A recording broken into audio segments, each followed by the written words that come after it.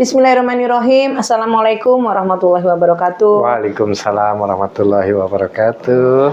Selamat datang di Ruang Kasih dan Cinta, komunikasi asik, homeschooling, dan curhatan Ibu Tangguh. Ruang podcast ini membahas mengenai pendidikan, homeschooling, keluarga, pendampingan kepada anak, baik anak yang pernah mengalami bullying, kemudian juga persoalan-persoalan yang sering dialami oleh anak. Nah, kali ini saya mau ngobrol bareng dengan anak pertama yang biasa dipanggil Kak Re, ya, karena Mas Re. Karena banyak yang tanya nih, Bu Ida, kayaknya anak yang pertama jarang diomongin ya, gitu. Sebetulnya enggak juga ya, semua ada tahapannya. Kalau di awal-awal pada saat mendirikan HSMI itu atau HSMN ya, itu seringnya yang dibahas adalah Rehan gitu. Karena anak yang kedua dan ketiga tuh masih kecil-kecil dan lebih tepatnya belum terlalu atau belum nampak minat bakatnya apa. Dan Rehan memang sudah tampak ya dari kecil desain ya. Selamat datang Kak Re, Mas Re. Oh iya. Mas Re. Di kesempatan kali ini kita judul topiknya apa nih dengan Mas Re ini? Mas Re itu terkenal dengan desain ya. Dari desain ke dumbbell. Malah dengar-dengar kayaknya mau ngarah ke apa ya? Atlet ya, atau apa sih, kemarin ngobrol-ngobrol lagi mau cari sertifikasi sebagai PT. Masya Allah. Gimana Mas Reni nanti mungkin kan biasanya nanganin klien nih, klien luar negeri gitu ya, terus tiba-tiba kok beralihnya ke gym ya, malah pernah juara boxing ya. Yuk, gimana nih? Bismillahirrahmanirrahim. Assalamualaikum. Saya Mas Rey. Dulunya sih kalau di rumah dipanggilnya Rehan, tapi semakin kesini nama panggilan saya disapa Rey ya, atau kalau yang lain menyebutnya Mas Rey. Saya itu adalah seorang desainer grafis. Awalnya memulai karir, jadi karir saya terjun ke profesional untuk mencari income dan sebagainya memang di dunia desain, di industri kreatif. Cuma semakin waktunya berjalan itu saya menemukan rasa kejenuhan. Ibaratnya yang awalnya memang diminat bakat, awalnya saya hobi mendesain, hobi menggambar, tapi karena sudah menjadi pekerjaan yang tuntutannya kalau ya karena klien kan menuntut, jadi kita tidak bisa berkreasi lagi di situ kan. Kita harus mengikuti brief klien, kita harus meminta mengikuti permintaan klien yang A, B, C dan sampai Z. Ya, akhirnya si mengerjakan desain itu sudah bukan menjadi kesenangan lagi, tapi tuntutan pekerjaan. Sampai pada akhirnya di pandemi itu saya merasa gimana ya, karena kehidupan saya hanya kerja senang ya, pakai repeat gitu. Terus akhirnya juga jarang beraktivitas. Yang awalnya memang dulu merintis di bidang desain ini, di industri kreatif ini, dari bertemu komunitas, dari dulu di Taiwan, terus kemudian magang di Bandung, kemudian kerja di Depok, Jakarta dan sebagainya. Itu kan memang seringnya bertemu komunitas. Ketika sampai di titik balik pandemi, kok gimana ya, kayak ya hanya itu saja. Bahkan sampai akhirnya kerjaan saya itu di kamar terus, kayak jadi hanya melayani klien aja karena pandemi kan semua ya ada di rumah, bahkan di seluruh dunia gitu. Ya memang secara income alhamdulillahnya tidak terkena dampak apa-apa ya, karena dunia jadi ini. nggak pernah lihat matahari ya? Ya mungkin bisa dibilang seperti itu. Karena pandemi itu kalau dulu di industri kreatif masih belum terlalu terdampak seperti AI sekarang. Jadi ya akhirnya malah sibuk kerja terus sampai akhirnya lupa waktu, kadang makan ya GoFood. Ini sorry nih jadi sebut mereknya online lah ya. Waduh, itu sangat tidak sehat sekali. Jadi penghasilan yang didapat tuh hanya untuk beli makanan instan. Nah, itu akhirnya sampai 2021 mulai terlihat gejala-gejala obesitas, guys. Oh iya, mesti loh. Wah, itu Makanannya. dari yang BB normalnya waktu 65 sampai pada kayaknya lah tahun 2022 bisa 82,5 gitu terus. Iya. Nah, sempat 2023 itu alhamdulillah kan menemani ibunda umroh ya. Iya. Nah, di situ mulai diet lagi, tapi diet yang waktu itu gagal, guys, karena mengandalkan puasa, tidak olahraga, belum ada gerakan untuk olahraga. Jadi dietnya hanya dimulai dari ya jaga Makanan pola aja makan. ya, Nah, makan, nah, ya. itu salahnya akhirnya membuat ada karena tidak ada massa otot. Nah, balik lagi jadi kayak yoyo, efek yoyo. Akhirnya balik lagi makan lagi 2024 naik lagi sampai di 80 untungnya. Jadi nggak sampai 82 lah, Oh, 80. gitu. Nah, titik awalnya akhirnya 2025 tuh memulai resolusi lah. Jadi resolusinya mulai tahun 2025 dari simpel dulu awalnya. Jalan Januari itu setiap hari jalan nemani karena jadi sejak pandemi saya lupa mention, saya itu pandemi memutuskan untuk pulang ke Semarang ke tempat tinggal menemani. Nah, ini banyak yang nanya, Kak Rehan tuh ada di mana, Bu? Katanya, kok jarang muncul. Ya, Kak Rehan ini nemenin ibu saya yang sekarang sendiri karena ayah sudah tidak ada setahun yang lalu ya pada saat bulan Ramadan. Jadi kalau ingat bulan Ramadan tuh sebetulnya juga sedih ya. Karena baru setahun yang lalu, nah Kak Rehan nemenin ibu saya, jadi yang nganter jemput lah, nganter jemput kalau orang tua beraktivitas gitu ya.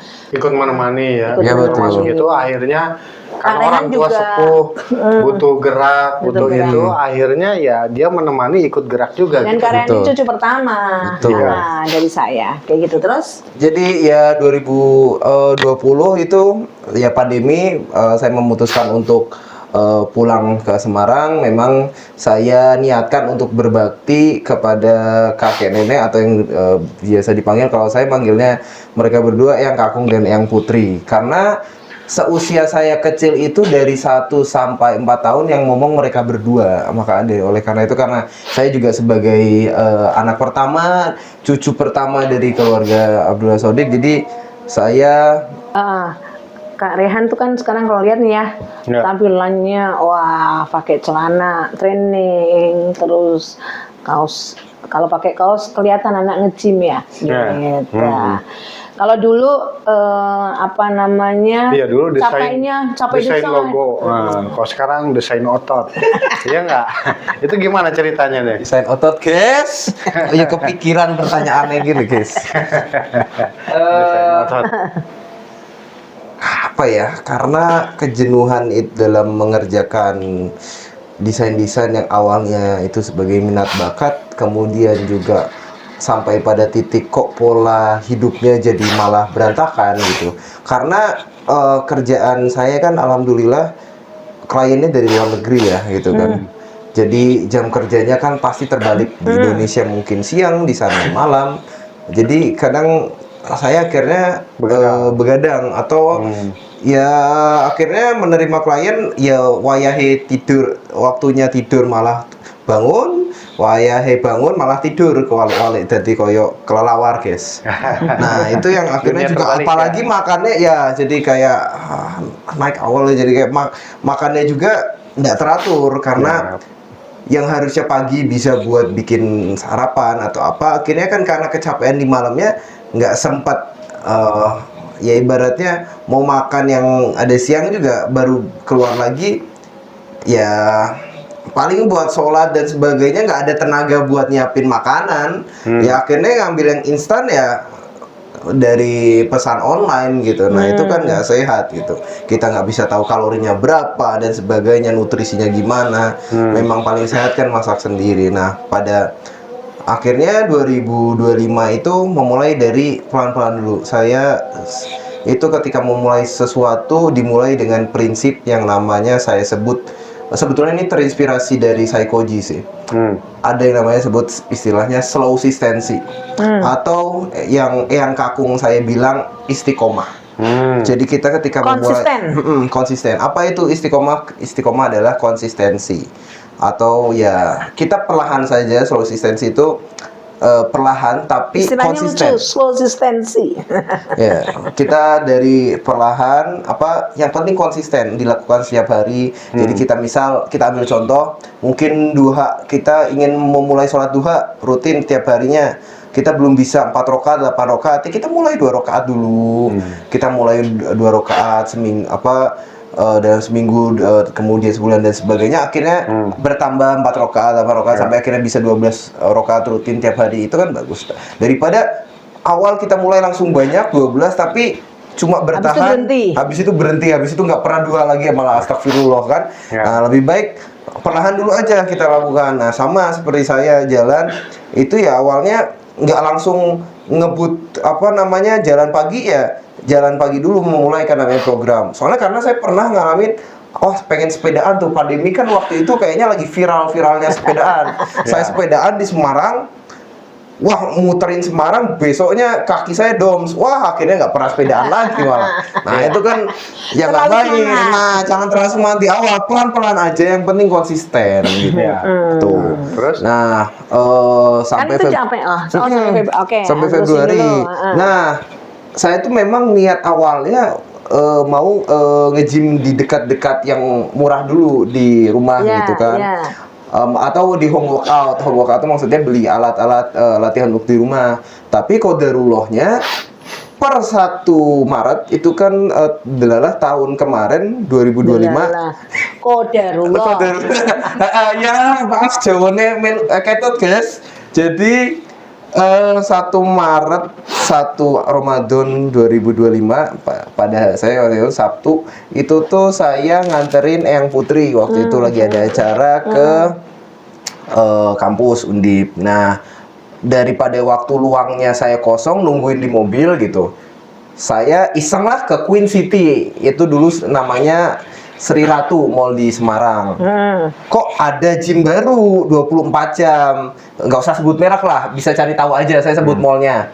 Nah, saya iseng ke sana kok ya, untuk dari harga kemudian fasilitas dan sebagainya worth it di saya gitu. Saya langsung lah ambil membership 1 tahun cash, karena saya orangnya males nyicil guys. Ya, terus kalau bisa cash. Pakai duit sendiri ya, itu ya, nggak minta orang tua.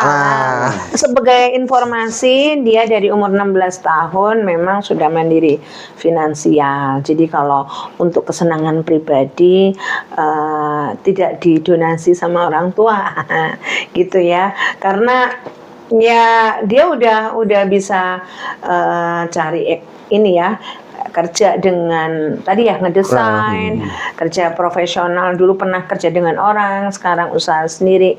Jadi kalau mahal loh nge-gym gitu ya, soalnya ada yang pernah nanya ke saya, Bu Ida, itu anaknya nge-gym uangnya dari mana? Iya, bukan dari saya yang pasti, karena dia beli handphone, laptop gitu ya, bahkan sepatu-sepatu yang akhirnya ketika beli sendiri, kebutuhan nge-gym. Nah, kemarin ganti sepatu tuh ya, sepatunya udah nggak kepake, akhirnya baru masih bagus ya, itu kita jadikan thrifting ya, thrifting ke tim di gitu. apa ya namanya, di Lego Di Lego ya.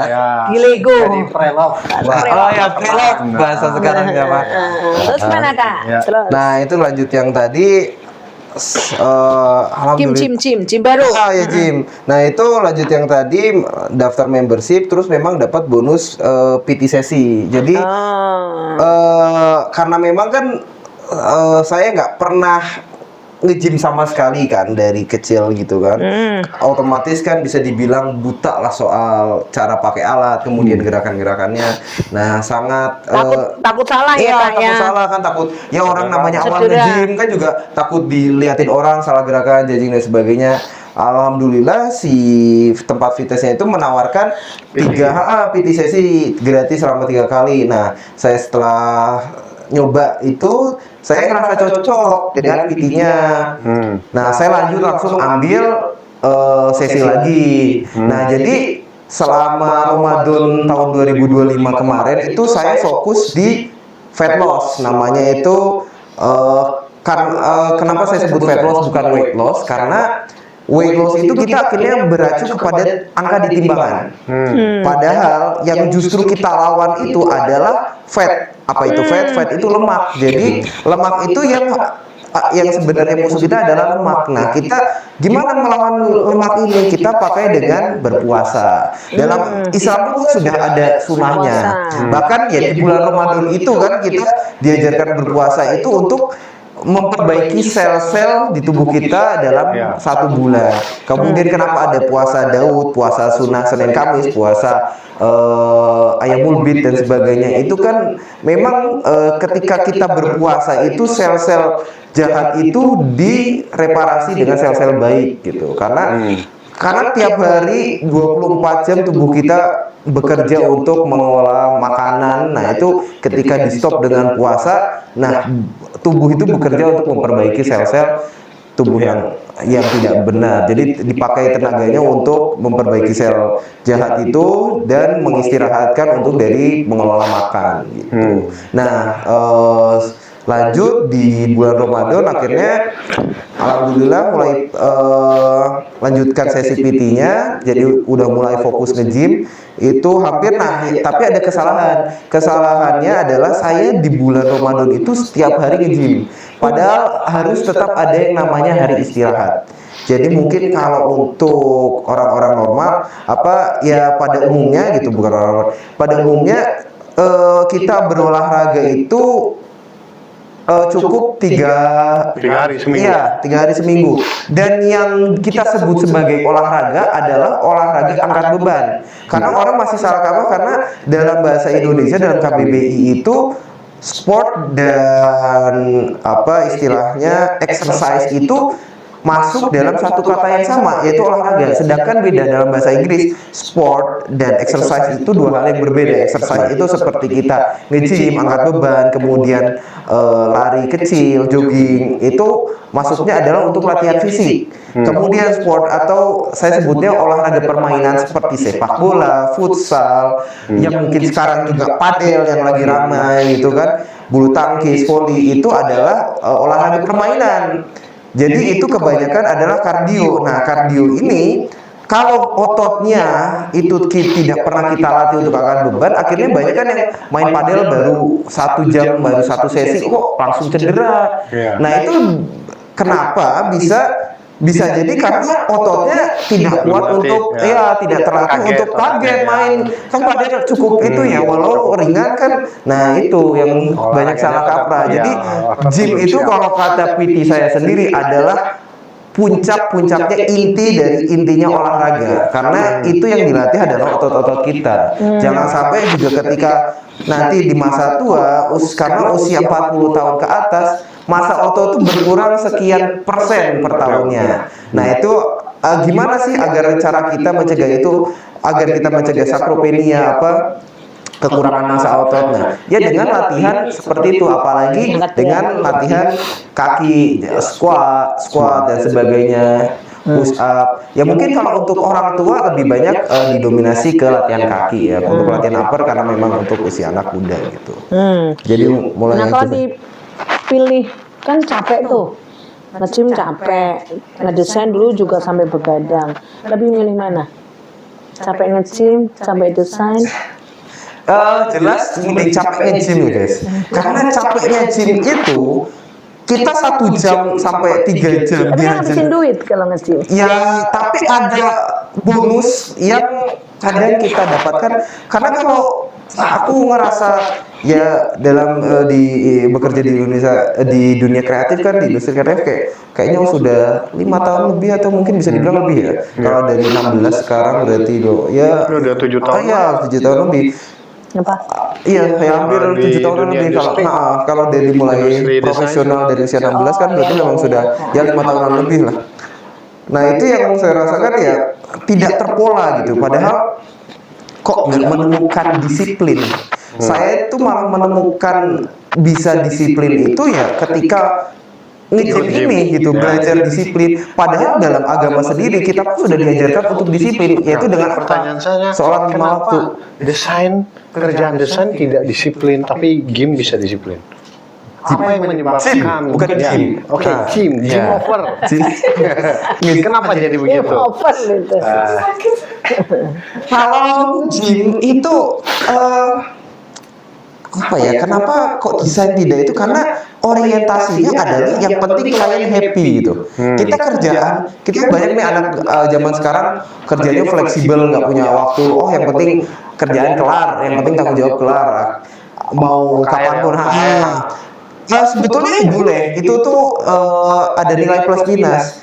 Ya kalau minusnya itu kalau si orang tersebut tidak punya disiplin untuk pribadinya sendiri. Saya ngerasa nge-gym ini melatih saya untuk disiplin karena kalau didesain kan kita ya hanya untuk mengerjakan yang penting kerjaan untuk klien beres, briefingnya beres, presentasi kelar, kelar dapat duit, udah gitu. Nggak ada kebahagiaan lanjutannya. Sedangkan kalau nge-gym kita memang dihajar di gym, kita angkat berat selama 1 sampai 4 jam seharinya, terus belum lagi kardio untuk Sehari treadmill. 4 jam. Ya itu sama lain-lain ya. Oh, itu sama lain-lain. Nah, terus lain-lainnya itu harus tanda tanya nih, lain-lainnya apa nih? Lain-lain tuh mungkin ngobrol. betul. Kan pasti ada ngobrol sama temen gym kan. Break tuh, Break minum kan, ngobrol. Nah, itu tapi efeknya itu jangka panjang karena sebetulnya kita ketika angkat beban, kita nge-gym itu sudah kontrak, bisa kasarnya bisa saya bilang kontrak mati, kontrak seumur hidup. Karena kalau sudah nge-gym ya, kalau misalnya akhirnya cuma nge-gymnya setahun atau 5 tahun, terus setelah 5 tahun nggak nge-gym lagi, ya badannya balik lagi jadi seperti lama. Kalau saya sebut ini, saya punya istilah lucu. Kalau untuk badan-badan orang yang malas olahraga, orang-orang mager, cece mengkering. Apalagi cece mengkering itu ibaratnya kayak orang yang apa ya, mageran dan sebagainya. Apalagi kalau laki-laki itu udah ya mager lah. Nah itu saya sebutnya cece mengkering, Bu. Dadi lanangan itu ojo cece mengkring gitu. Cece mengkre gitu ya. Itu istilah harus di underline. Iya, itu istilah baru. Di KBBI nggak ada soalnya. Iya. Atau saya menyebutnya anomali atau anomali gitu. Karena apa ya? Anomali itu ya tidak seperti seharusnya, karena Allah Subhanahu wa taala itu mendesain tubuh kita tuh ya sehat, seperti kan mendeskripsikan Nabi Muhammad tuh pun badannya fit, sehat ya. Apalagi Nabi Yusuf Nah, iya. Nah, jadi sebetulnya kita membercandakan teman-teman kita yang agak gendut, karena gendut itu bukan ciptaan Tuhan. Kalau misalnya tinggi badan, tampilan muka, ganteng cantik, kemudian ya tinggi semua badan, ganteng, semua cantik. tapi kalau berat badan atau kebanyakan lemak itu Allah tidak mendesain seperti itu.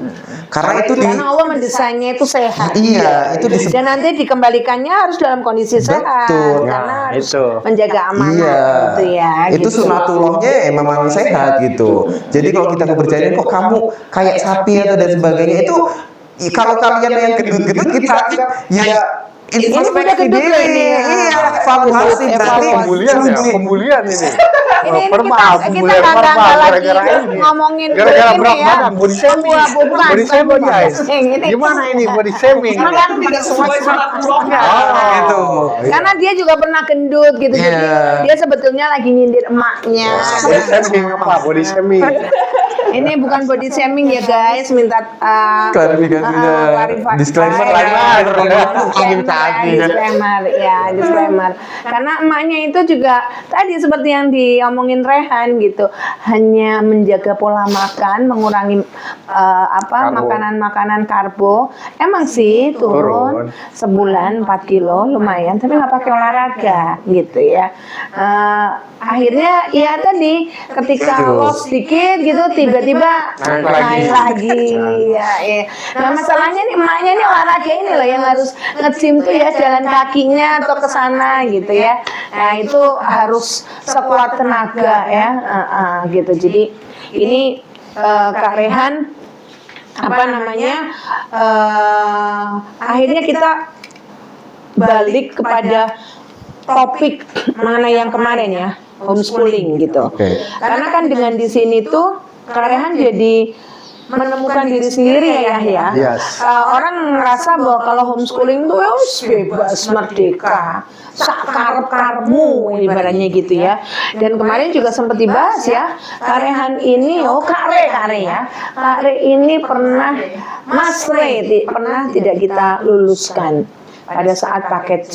Kenapa? Jadi mungkin waktu itu lagi euforia. Iya. Euforia kerja, dapat duit gede gitu ya. Jadi- walaupun sebagai orang tua udah senang alhamdulillah ya umur 16 tahun dan nggak minta lagi gitu. Tapi sempat lupa, akhirnya tidak mengerjakan tugas, tidak mengerjakan ujian.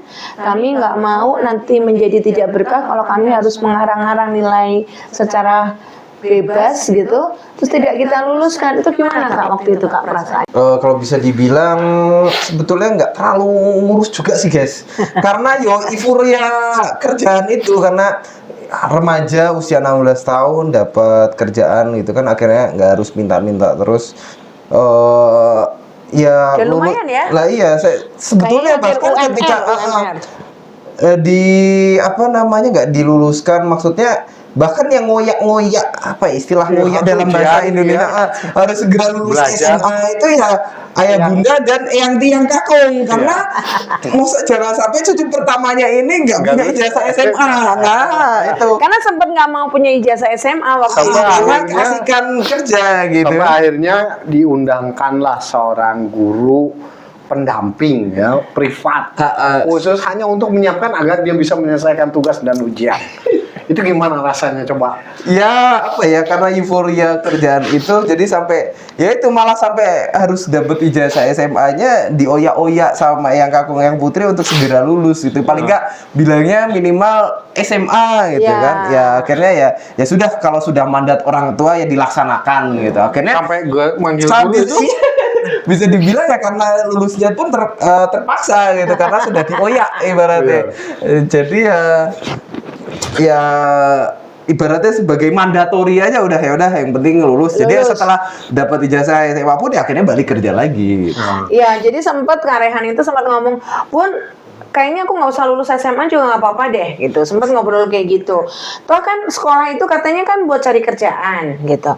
Banyak orang udah lulus sekolah juga cari kerjaan susah, gitu. Aku kan udah dapat kerjaan, jadi kayaknya nggak usah lulus SMA juga nggak apa-apa. Tapi waktu itu saya berpikirnya gini loh Kak, kamu harus tetap pegang, harus ada ijazah, walaupun ijazah itu selembar kertas ya.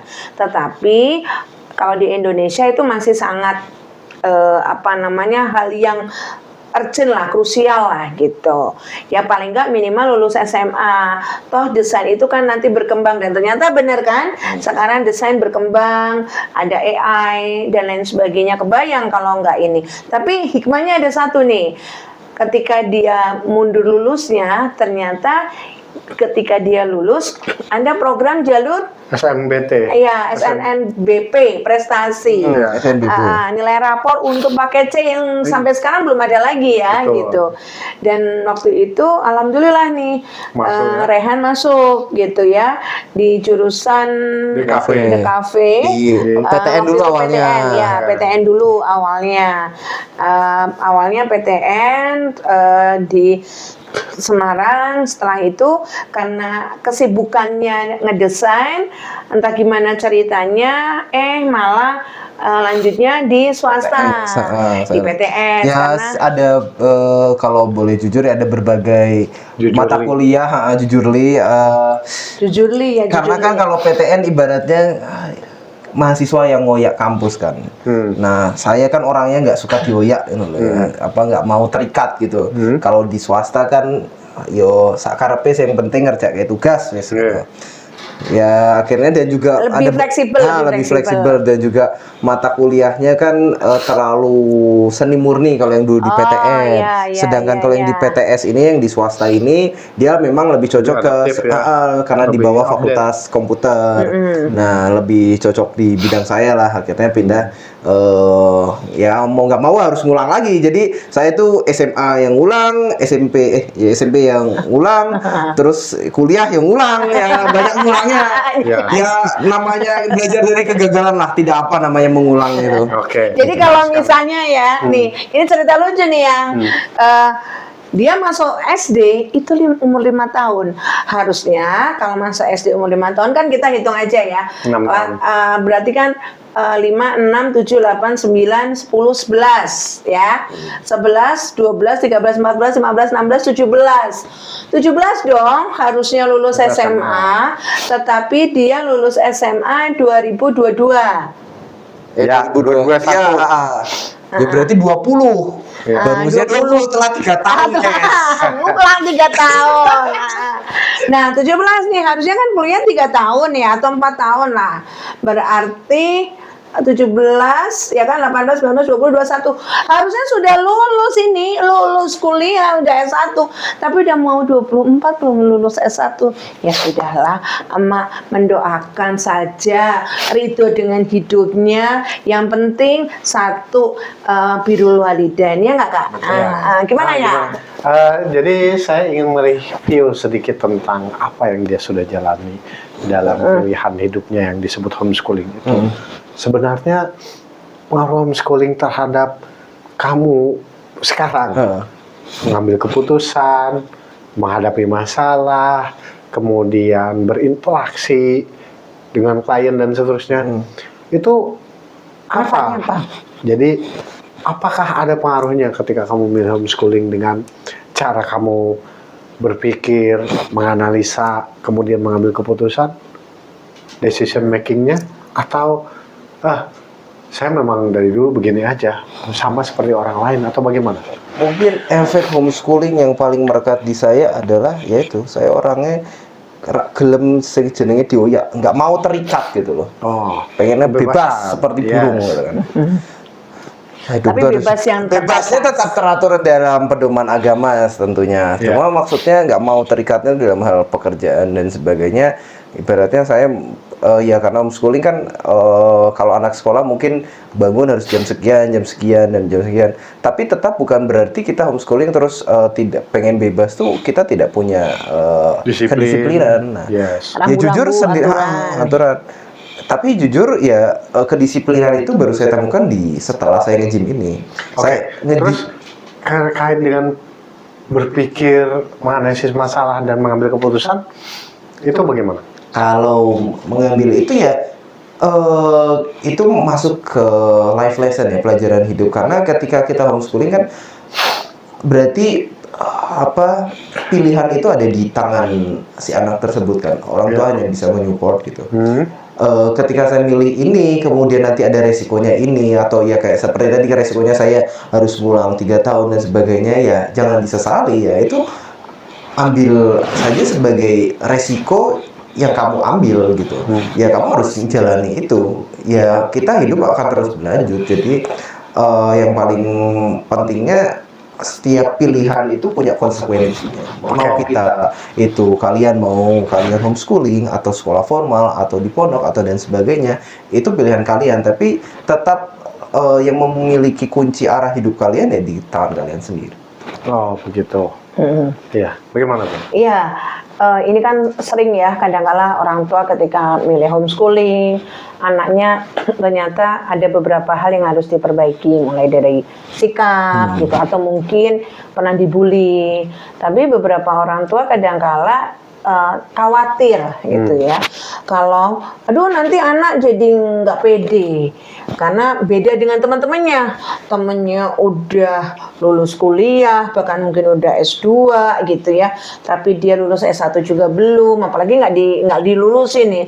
Maksud, kamu pernah ya nggak lulus ya, malu dan lain sebagainya gitu ya. Mungkin ini yang Ryan bisa cerita apa sih yang kemudian bisa jadi juga karena homeschooling milihnya adalah bareng dengan PKBM sehingga tidak terlalu dinotis ya kalau Kak Rehan ini pernah nggak lulus gitu ya. Nah waktu itu juga sempat ditanya, udah dilulusin aja, tapi kami ingin melakukan dengan proses yang benar. Nggak pernah ngerjain tugas, nggak pernah ngerjain ujian, kok dilulusin, nanti kasihan dengan hidupnya dia ya, jadi nggak berkah nilainya gitu ya. Tapi nah ini apa nih saran kakak buat teman-teman kakak gitu ya, atau mungkin orang tua yang nanti lihat ini buat anak-anak yang terpaksa harus mundur sejenak gitu loh Kak. Mundur sejenak, terus memahami apa yang harus dilakukan, bahwa dirinya itu juga berharga gitu. Di tengah-tengah ada masalah yang lain gitu ya. Nanti mungkin kita akan Di kesempatan lain. Ada hal yang bisa dikulik lagi nih dari Kak Rehan nih ya. Banyak hal yang bisa dikulik. Kemarin soal bully, terus kemudian soal dia beralih dari desainer menjadi olahragawan gitu ya, boxing, nge-gym, terus nanti kesempatan lain ada lagi nih, digali lagi gitu. Itu juga ada pertanyaan gitu ya, gimana nih Karen bisa ikhlas, tapi itu nanti apa itu temanya, ini masih rahasia. Nah ini Karen gimana nih Karen? Apa nih? Yang tadi saran buat teman-teman yang rasa oh ya harus mundur sejenak gitu. 3 tahun tuh bukan waktu yang sebentar Kak. Seperti kata Karni Ilyas ya, kita rehat sejenak. Karena hidup tuh memang harus kita rehat sejenak dulu, kita renungi gitu. Ya, menyikapi yang seperti itu, atau kita untuk mencari kelebihan yang kita miliki adalah mungkin karena setiap orang memiliki porsinya masing-masing di dunia ini ya. Jadi kalau misalnya mungkin kalian harus menunggu dulu 1 tahun. Bahkan saya punya teman yang dia masuk di UI itu baru di usia 27 tahun karena dia PKBM kan dengan kebijakan yang sekarang harus mengulang. Tapi dia jalani saja karena dia merasa memiliki, karena dari PKBM masuk ke UI itu kan juga suatu kebanggaan kan. Jadi ya sudah, dia menyikapinya, bahkan di usia 27 pun harus mengulang, dia masih bisa berkesempatan untuk masuk UI gitu dengan nilainya, dan bukan jalur mandiri atau apa dari ujian gitu. Ya kita lihat, mungkin kita kurang di sini, kita cari kelebihan kita apa gitu. Kita mungkin bahkan saya dulu ketika SD itu, ketika masa kecil saya nggak nyangka loh bisa maksudnya nge-gym seperti sekarang, karena bahkan mungkin kalau sosok kecil saya melihat yang saya sekarang akan tidak nyangka, maksudnya karena saya olahraga itu dulu bidang yang saya hindari. Walaupun jadi atlet baseball dan sebagainya dulu. Baseball sampai Singapura. Itu betul di Bandung. Rusa hitam. Olahraga tuh aspek yang maksudnya saya nggak ngerasa itu akan jadi yang saya senangi sekarang gitu. Karena dulu kalau disuruh lari aja ngos-ngosan malesnya minta ampun, suruh atletik dan sebagainya. Tapi ya sekarang karena kehidupan kita tidak ada yang tahu, jadi memang akan proses, mungkin kayak bahkan saya yang awalnya dari yang minat hobi desain dari kecil yang sudah senang gambar, tapi akhirnya di dalam titik saya di usia 20-an ini juga jenuh juga, akhirnya butuh mencari hobi yang lain, dan itu wajar gitu. Kalian mungkin anak-anak muda, remaja, mungkin kalian masih bingung, bahkan mungkin ada yang udah salah ngambil jurusan gitu. It's okay, karena hidup kalian masih panjang gitu. Kalian masih bisa mencari apa hikmah dari kehidupan kalian, apa sih yang perlu dicari, apa yang kebahagiaan yang perlu dicari. Karena kalian hidup itu juga berhak untuk bahagia. Jadi jangan lihat kurangnya saja. Oh gitu ya. Jadi artinya kita merubah itu tidak batasi usia ya. Artinya saya mau usia 20, 25, usia 50, kalau memang harus berubah, ya berubah untuk lebih baik. Betul. Tidak ada kata terlambat. Bahkan PT saya pun yang nge-gym punya klien usia 63, dia bilang apakah saya telat baru nge-gym. Tidak ada kata terlambat untuk memulai gitu. Jadi mulai aja dulu. Ini catatan penting. Penting nih. Jadi buat semua yang menyaksikan ini, tidak ada kata terlambat untuk berubah menjadi lebih baik. Ini berarti pesan mendalam. Pesan sangat mendalam. Ya. Kalau buat Ayah sendiri gimana ya? Berarti kan ini mudah-mudahan insya Allah lah ya menjadi awal titik kesuksesan. Amin. Bagi Ayah sendiri sukses itu apa Kak? Ya. Sukses itu apa ya? Karena definisi orang mungkin bisa berbeda-beda tentang sukses, tergantung tentang nilai yang dia yakini ya. Artinya ada orang yang mengatakan bahwa sukses itu dari sisi materi, dari sisi duniawi. Tapi ada juga bilang sukses itu keseimbangan dunia akhirat. Sukses itu justru lebih banyak akhiratnya. Nah, itu kan tergantung dari apa yang diyakinkan. Nah, kamu menurut Kak Rehan saat ini kamu bisa dibilang sukses atau belum? Ya menuju lah ke sana karena saya itunya adalah try to be better every day. Jadi selalu mencoba untuk lebih baik dari hari sebelumnya. Tapi kalau untuk makna sukses dari saya pribadi, yang saya ibaratnya yang saya yakini karena saya sangat mendengarkan sekali apa kata Eyangti dan Eyangti dan yang kampung saya, hidup itu harus seimbang, harus balance. Jadi ketika jangan orang yang hanya ibadah mulu, dunia nggak dikejar, tapi balance juga. Jadi akhirat dan dunianya dikejar. Kita juga sholat 5 waktu itu sangat wajib dikerjakan, kemudian sunnahnya juga jangan lupa, tapi ya jangan itu, kita mulai dari perlahan. Kemudian juga dunia juga jangan kita sibuk mengejar dunia, akhirnya akhirat terlupakan. Jangan sampai, karena gini, ada kalau ambil contoh dunia dulu, orang yang duniawi kejar dunia terus, akhirnya akhiratnya terlupakan. Akhirnya jangan sampai ketika di akhir hayatnya, karena dia tidak pernah bersilaturahmi atau nauzubillah, ketika dia meninggal tidak ada yang menyolatkan, tidak ada yang menjenazahi. Nah itu.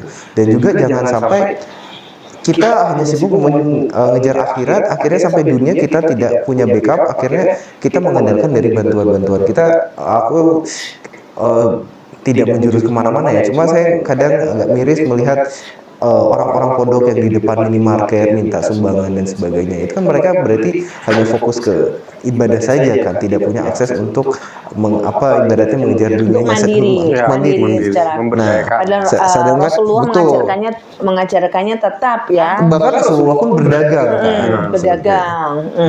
Ya, intinya adalah kita harus hari ini harus lebih baik dari hari kemarin.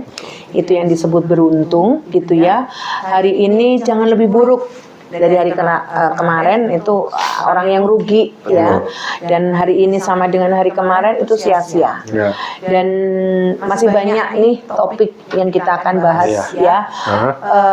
Pantau terus, pantengin terus channel ya YouTube Generasi Juara Tangguh ya. Nanti ada ruang kasih dan cinta, komunikasi asik ya, komunikasi asik, homeschooling, dan curhatan Ibu Tangguh ya, akan kita bahas banyak hal. Kalau mau bertanya mengenai tema apa saja, mengenai terutama yang terkait dengan pendidikan, keluarga, bagaimana pola asuh, itu boleh nulis di komentar gitu ya.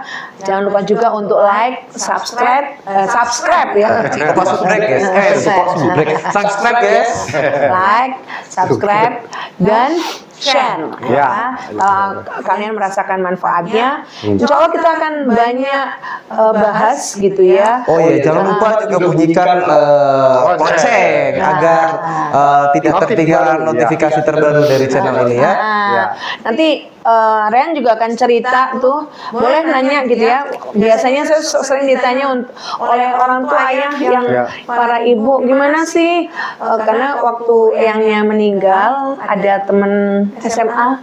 Ya kebetulan saya waktu itu pada saat ayah meninggal, saya nggak ada. Yang ada adalah anak saya dan suami, dan yang ngurus pemakaman ayah itu semua adalah pemakaman ayah adalah anak laki ini. Nah, tanya langsung ya, gimana sih sehingga dia punya tanggung jawab ngurusin bahkan sampai ikut menerima jenazah ya gitu ya. Nggak usah saya yang cerita, langsung saja dari mulutnya anak ini. Mudah-mudahan ini menjadi warisan terbaik buat kita ya. Dan mudah-mudahan menjadi anak soleh ya. Amin. Yang ya tentunya keberhasilan itu kita belum ya, kalau belum husnul khotimah. Dan tentunya kita berharap nanti bisa berkumpul kembali di jannahnya ya. Untuk sesi kali ini kita cukupkan ya. Mungkin Ayah ada tambahan? Sudah cukup. Insya Allah Kita akan bertemu di sesi episode berikutnya, tentunya juga dengan topik bahasan yang tadi sudah disampaikan terkait apa itu keluarga, homeschooling, pendidikan, curhatan ibu, dan seterusnya. Jangan lupa selalu pantau dan kita akan selalu update. Terima kasih atas waktunya untuk menyaksikan ini sampai selesai ya. Sampai jumpa di ruang kasih dan cinta. Oke. Assalamualaikum warahmatullahi wabarakatuh.